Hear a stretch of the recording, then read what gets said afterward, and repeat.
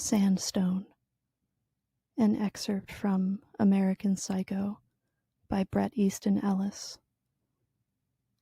Sandstone. My mother and I are sitting in her private room at Sandstone, where she is now a permanent resident. Heavily sedated, she has her sunglasses on and keeps touching her hair, and I keep looking at my hands, pretty sure that they're shaking. She tries to smile when she asks what I want for Christmas. I'm not surprised at how much effort it takes to raise my head and look at her.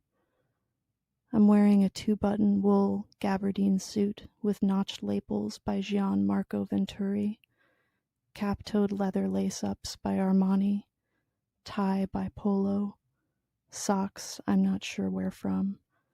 It's nearing the middle of April. Nothing, I say, smiling reassuringly. There's a pause. I break it by asking, "What do you want?" She says nothing for a long time, and I look back at my hands, at dried blood, probably from a girl named Suki, beneath the thumbnail. My mother licks her lips tiredly and says, "I don't know. I just want to have a nice Christmas." I don't say anything. I've spent the last hour studying my hair in the mirror I've insisted the hospital keep in my mother's room. "You look unhappy," she says suddenly. "I'm not," I tell her with a brief sigh. "You look unhappy," she says, more quietly this time. She touches her hair, stark blinding white, again.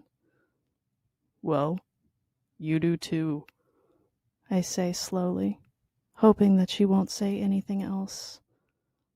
She doesn't say anything else. I'm sitting in a chair by the window, and through the bars the lawn outside darkens.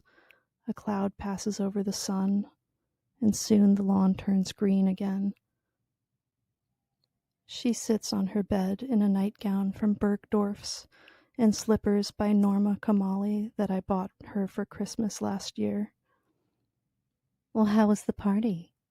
she asks. "Okay," I say, guessing. "How many people were there?" 40, 500. I shrug. I'm not sure. She licks her lips again, touches her hair once more. "What time did you leave?" I don't remember. I answer after a long time. "What? 2?" she asks. It must have been 1. I say, almost cutting her off. "Oh."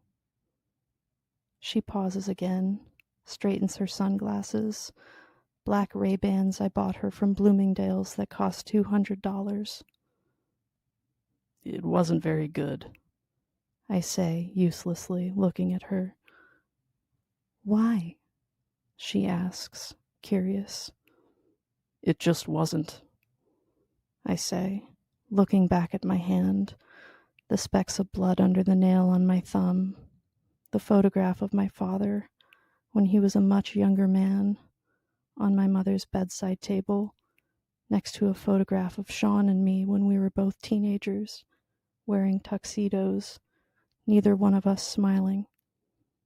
In the photograph of my father, he's wearing a 6-button, double-breasted black sport coat, a white spread-collar cotton shirt, a tie, pocket square, shoes, all by Brooks Brothers. He's standing next to one of the topiary animals a long time ago at his father's estate in Connecticut, and there's something the matter with his eyes.